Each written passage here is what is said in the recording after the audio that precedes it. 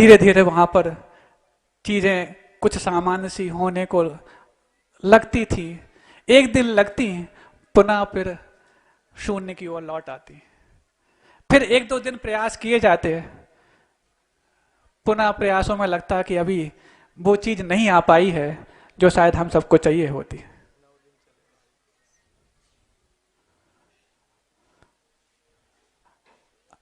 आप लोगों के मंत्र जाप पाठ इतनी प्रगति कर रहे थे, इतनी प्रगति कर रहे थे वहां पर कि देख करके लगता था कि आज का समय शुद्ध धर्म ध्यान करने के लिए आप लोगों को जो मिला है, लेकिन इस निमित्त से मिला है ये बात मुझे मंजूर नहीं है, लेकिन सबसे शुद्धतम धर्म ध्यान तो उस समय अवश्य हो रहा था।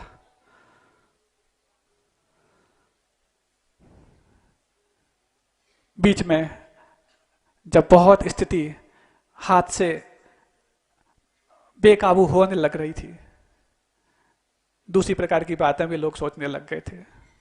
लेकिन लोग क्या सोचेंगे?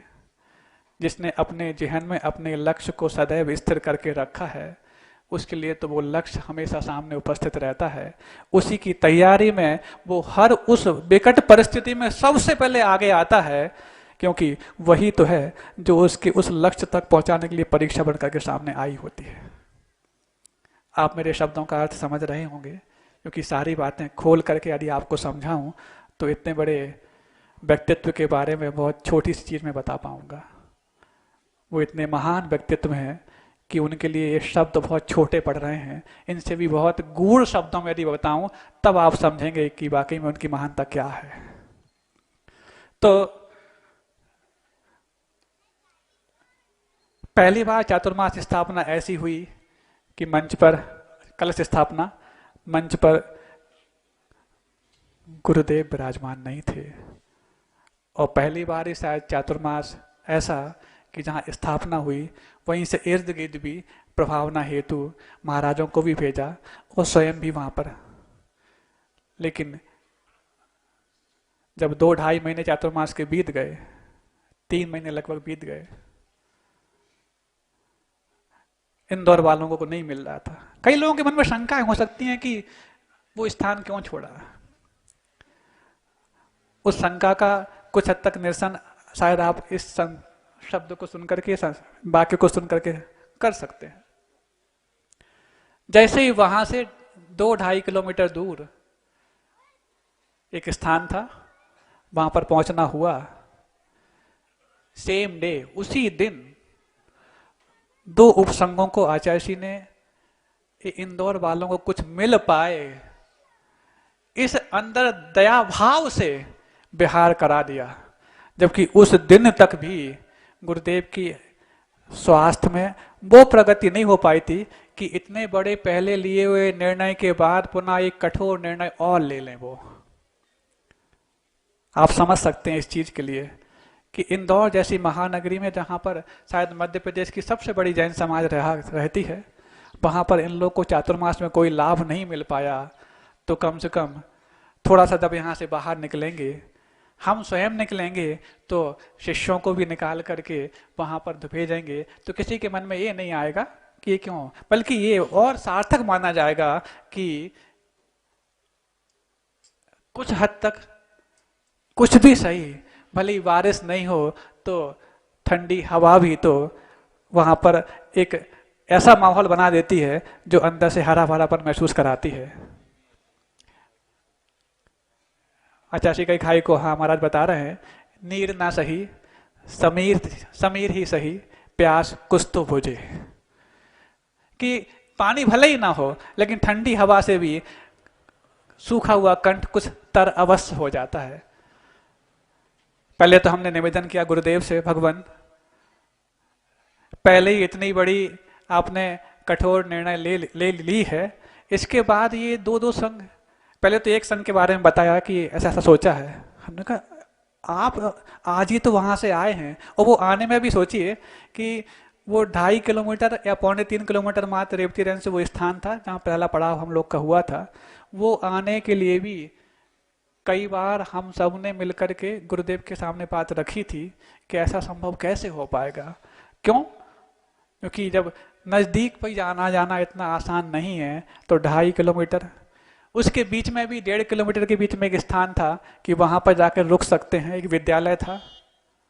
सुबह चलने के पहले फिर चर्चा हुई कितना दूर है, लेकिन सबके मन में वो शंका थी कि इतना भी नहीं चल पाए तो क्या होगा। लेकिन जब गुरुदेव ने निर्णय कर लिया है कि चलना है, तो वही होगा जो मंजूर खुदा होगा। और बस 1.5 किलोमीटर चल पाएंगे ऐसी सबने, और शायद गुरुदेव ने भी हम सबको एक तरह से आश्वासन दे दिया था कि इतना ही चल पाना बहुत बड़ी उपलब्धि होगी। चले थोड़ा थोड़ा बीच में रुक रुक करके, और जैसे वो 1.5 किलोमीटर का स्थान पास आने वाला था, हमने गुरुदेव से कहा भगवान वो स्थान आ गया, बहुत बड़ी उपलब्धि हो गई और आपने बहुत बड़ा साहस किया कि वहां से आप यहाँ तक आ गए। बोले अब वो स्थान कितना बचा?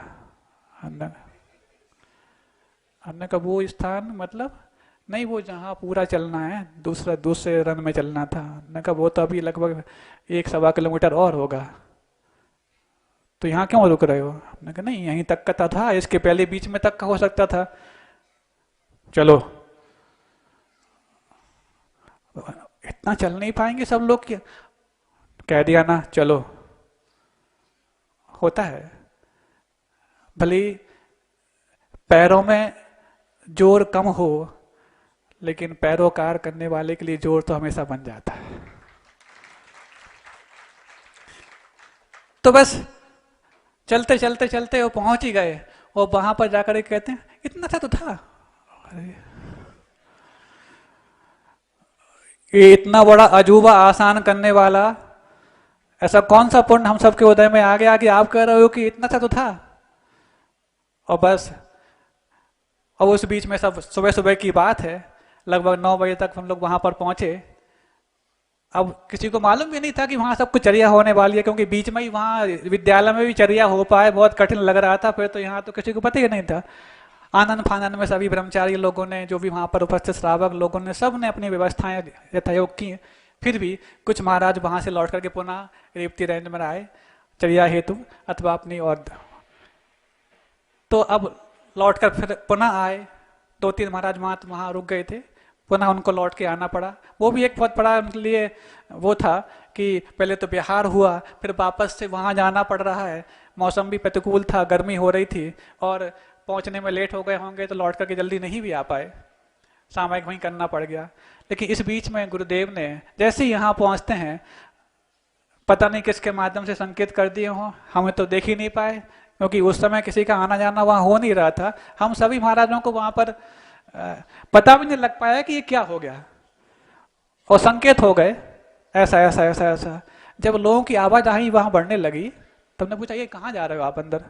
नहीं नहीं वो, नहीं नहीं वो क्या, वो गुरुदेव ने बोला कहाँ बात कर रहे हो? तो शायद आवाज अंदर पहुंच गई होगी। तो हाँ, ये क्या हो रहा है? जब उनसे सब बातें हो गई, ब्रह्मचारी लोगों से बातें हो गई, अब लास्ट में फिर हमसे बोलते हैं वो ऐसा सोचा है, हैं?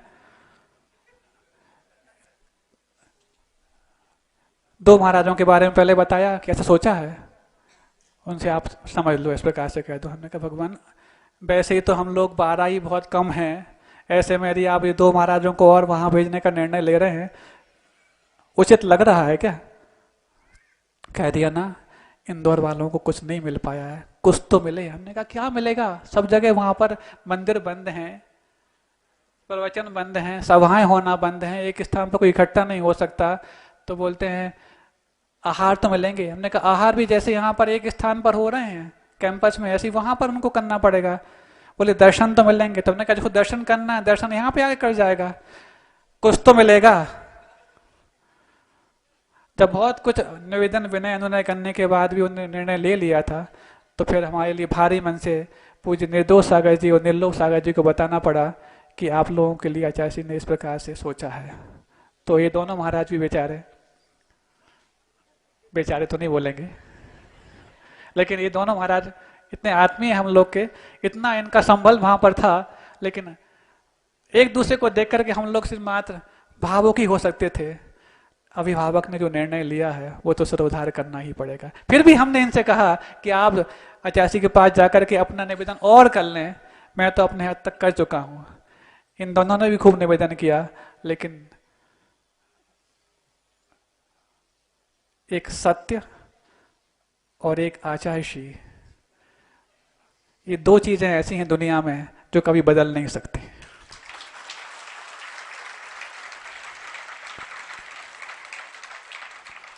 और जब इन लोगों का जैसे तैसे स्वीकारोक्ति वहां पर मिली, 5 मिनट बाद फिर बुलाया, ऐसा और सोचा है भगवान, हमने कहा अब तो कम से कम रहम करो, वो अच्छा रहेगा, इन लोग को भी थोड़े से।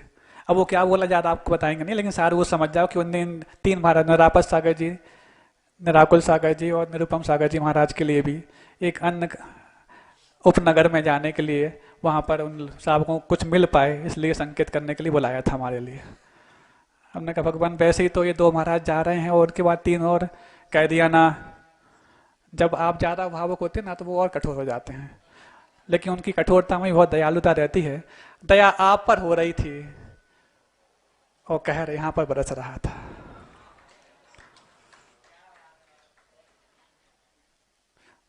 उनको जैसे तैसे करके हमने कहा कि आप एक बार और निवेदन करिए, तो उन लोगों ने भी अपनी तरफ से पूर्णतः आग्रह निवेदन किया कि अभी ऐसी कंडीशन नहीं है, और जिस उद्देश्य को लेकर के आप इंदौर के कॉलोनीज में भेज रहे हैं वो उद्देश्य भी कहाँ अभी सार्थक होने वाला है।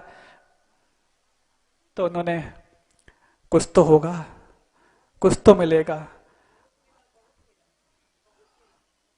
उसी का पुण्य था कि गुरुदेव भी वहां पहुंच गए थे।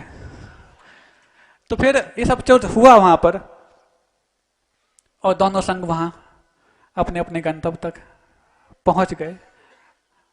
और पास नहीं कि 2-3-4 किलोमीटर, कम से कम 10 किलोमीटर दूर हम लोगों से अलग अलग थे। और कहते हुए गए कि महाराज जी कुछ भी यदि पता लगे, कुछ भी यदि ऐसा आगे पीछे कुछ होता है तो आप बेझिझक हम लोगों को संकेत करिएगा, हम आधा घंटे के भीतर आपके पास आ जाएंगे। तो इनका यही तो संबल हम सभी 7 महाराजों के लिए बार बार ऊर्जा भरता रहा। अगले दिन गुरुदेव कहते हैं वो तुमने सुना है? मैंने कहा जी क्या? अब क्या सुना है, सब तो सुन लिया। वो तुमने सुना है? हमने कहा जी क्या? वो एक सिंचाई होती है वो फव्वारे वाली। हमने कहा स्प्रिंकलर वाली। तो वो उससे अच्छी सिंचाई हो जाती है, सब जगह थोड़ा थोड़ा पहुंच जाता है, तो सब जगह अपने आप खेती अच्छी होती है। हम समझ गए क्या कहना वाले हैं। तो बोले मैंने भी ऐसा ही किया है, सबको मिल जाए। तो फिर हमने कहा कि यदि मूल पाइप में यदि पानी कम बचे और स्प्रिंकलर कराई जाए सिंचाई कैसे होती? बोले तुम नहीं जानते, तुम्हारा स्प्रिंकलर अलग टाइप का है, हमारा अलग टाइप का है।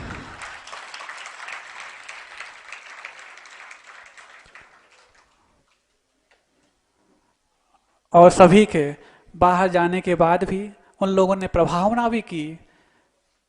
सभी महाराज बाहर कर ही रहे थे, लेकिन साधना इस रूप में कि जिन्होंने हमें साधना का ककहरा सिखाया है, उनका स्वास्थ्य इस हद तक ठीक हो जाए ताकि हम लोग ककहरा से और आगे उनसे सीख पाए। और जब यहाँ पर महाराज लोग की खबरें आने लगी प्रभावना की, वहाँ ऐसा हो रहा, श्रावक लोग आकर के बहुत उत्साहित होकर के बताते, क्योंकि जिनको कंठ सूखा हो वो शुरुआत में जो जल दिया जाता है वो अमृत के समान लगता है। ऐसी अमृत पान करके कोई व्यक्ति जब आए तो किस प्रकार की शब्दावली का प्रयोग वो करेगा, आप समझ सकते हैं। तो गुरुदेव का वो निर्णय और पुष्ट होता जाता जब लोग आकर के कहते कि भगवान बहुत प्रभावना हो रही है, वहां पर अकौदिया में ऐसी प्रभावना हो रही है, और खातेगांव में ऐसी हो रही है, विजयनगर में ऐसी हो रही है, छत्रपति नगर में ऐसी हो रही है। ऐसी करके गुरुदेव को अपने उस निर्णय पर और संतोष होता। और हम सभी 7 महाराज, दुर्लभ सागर जी महाराज, निरोग सागर जी महाराज, निरामय सागर जी महाराज, शीतल सागर जी महाराज, श्रमण सागर जी महाराज और संधान सागर जी महाराज, इनका नाम लेकर के मैं आप सबको ये नहीं कि समय बढ़ा रहा हूँ, क्योंकि ये वो ऐसे महापुरुष हैं जिनका नाम है सुनन भी पुण्य को बढ़ाने वाला होता है।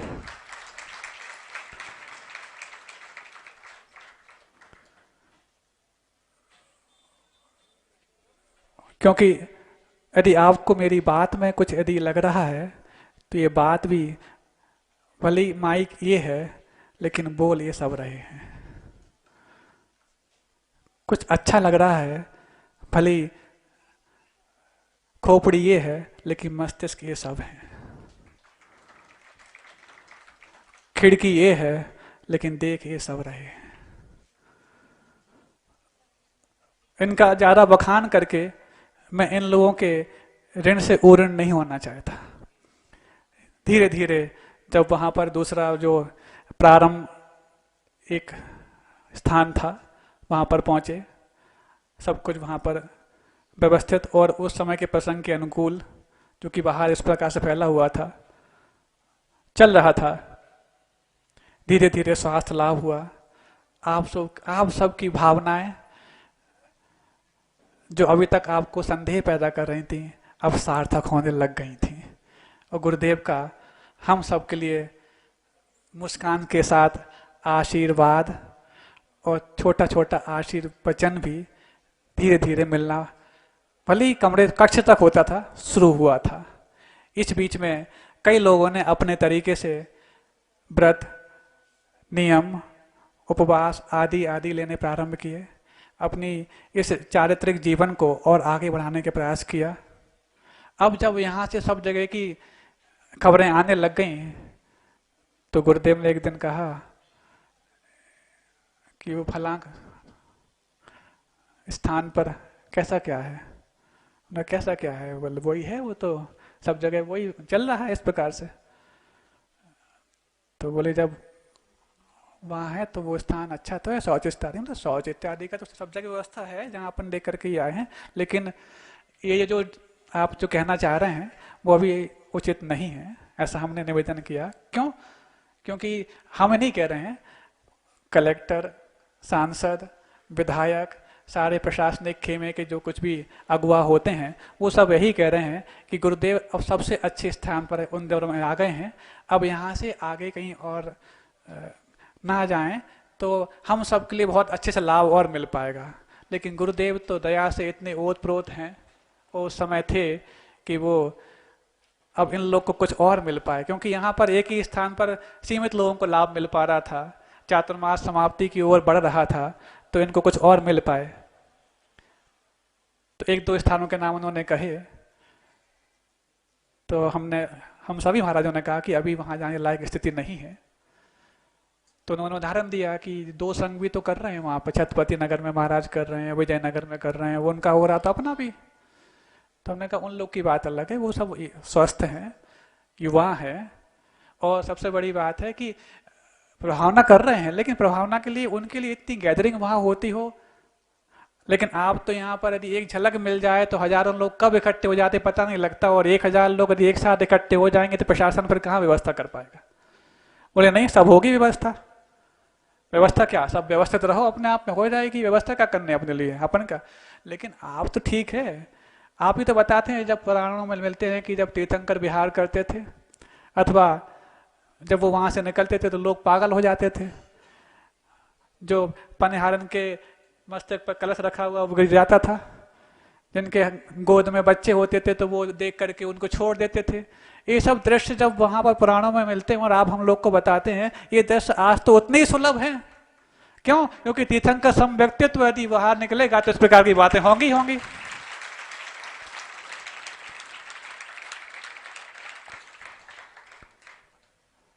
फिर जब हम लोग की बात नहीं मानी गई तो हम लोगों ने बड़े महाराजों का नाम लेकर के कि पूज्य समय सागर जी, योग सागर जी महाराज, और सुधा सागर जी, प्रमाण सागर जी आदि सभी बड़े महाराज, और पूज्य संभव सागर जी आदि महाराज, विनम सागर जी, सब लोगों ने यही कहा है कि नहीं वो सबसे अच्छा स्थान है। और वो लोग भी इसका पालन कर रहे हैं, वहां पर भी वो एक ही स्थान पर रह करके, क्योंकि इस साल ऐसा प्रसंग घटा हुआ है कि ये सब चीजें स्वीकार करनी पड़ रही हैं। नहीं तो फिर समुद्र को कौन बांध पाता है, वो तो स्वयं अपनी मर्यादा में रहता है, ये बात अलग है। तो फिर जब ये वाली बात हुई तो महाराजों का नाम लिया, देखिए वहां पर दर्शन भी नहीं कर पाते, बीना बारा जाओ तो लोगों के लिए दूर से दर्शन होते हैं। वहां पर सुधा सागर महाराज जी के पास जाओ तो वहां पर 7 लेयर की वो सेफ्टी है, प्रमाण सागर महाराज जी वहां पर कटनी में इस प्रकार से सब है। और उन लोगों ने कहा कि जब हम लोग ऐसा कर रहे हैं तो वो गुरुदेव के स्वास्थ्य को लेकर के, और वहां पर इतनी सब कुछ फैला हुआ है और पूरे देश का सबसे बड़ा हॉट स्पॉट है, तो वहां पर तो ये सब कुछ सावधानी बरतनी ही चाहिए। जब ज्यादा कहा जाता है ना तो फिर बोलते हैं ना, प्रेशर, पानी का प्रेशर जितना आप प्रेस करो ना उतना ज्यादा और निकल कर सामने आता है। तो बस एक दिन तो उन्होंने कहा रहे हाँ, कितना ज्यादा कुछ, जब उनको कुछ करना होता है ना तो कहते बहुत कम है। हाँ, जब यदि कुछ कहा जा रहा है तो सोचना पड़ता है कि अब कहने में अर्थ कहाँ से निकालना है, वो अलग विषय हो जाता है। तो बस चल दिए। और उस समय शायद महाराज जी कहाँ पर थे, परदेशीपुरा, शाम को वहाँ परदेशीपुरा पहुंचे।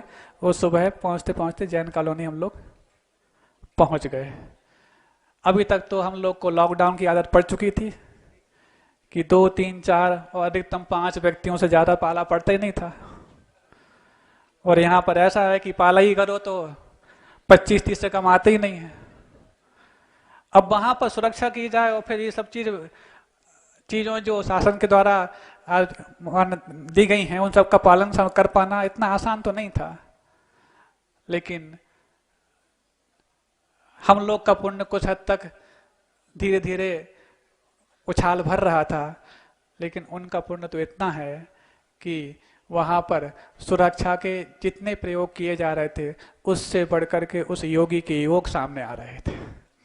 और पुण्य के माध्यम से सब कुछ यथावत और समापन और उपसंहार उस इंदौर चातुर्मास का बेहतरीन हुआ।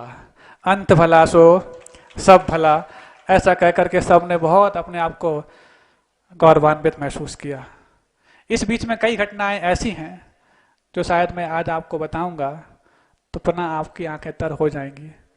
समय अपनी गति से बढ़ रहा है, बढ़ चुका है। एक छोटा सा प्रसंग लेकर के अपनी बात को विराम दूंगा। चक्रवर्ती अपने दरबार में उदास मायूस बैठा हुआ है। उस उदासी के माहौल में आसपास जो कुछ भी उसके महामात, अमात, मंत्री इत्यादि हैं साहस नहीं कर पा रहा है कि ऐसा क्यों हो रहा है। आप लोग सुन रहे हैं ना। तो वो एक दूसरे को कहते हैं जाओ पूछो क्या हो गया, तुम पूछो, नहीं नहीं तुम पूछो, नहीं नहीं तुम बड़े हो, नहीं नहीं बड़े से क्या मतलब होता है, तुम अच्छे से पूछ लेते हो। ये सब वहां पर कुछ फुसाहट चल रही है।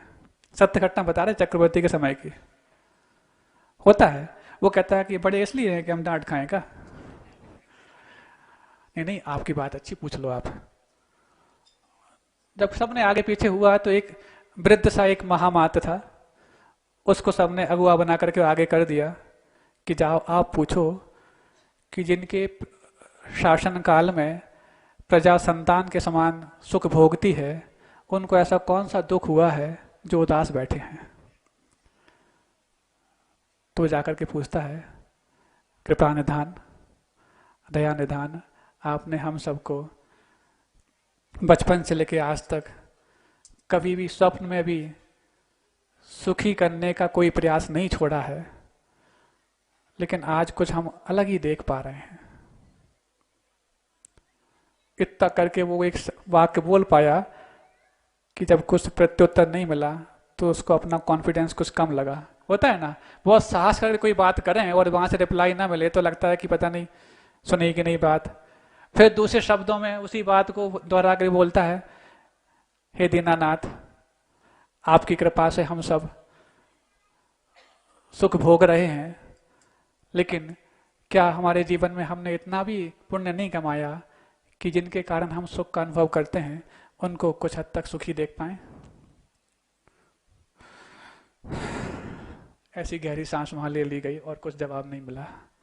तीसरी बार पुनः साहस करके कि भगवान यदि हमारे जीवन में आपके प्रति कुछ भी हमने अच्छा कर पाया हो तो उसके पुरस्कार के रूप में मात हम इतना सा चाहते हैं कि आपके मन में ऐसा कौन सा वो भाव आया है जो आपके चेहरे पर उदासी बिखेर रहा है उत्साह के बगैर।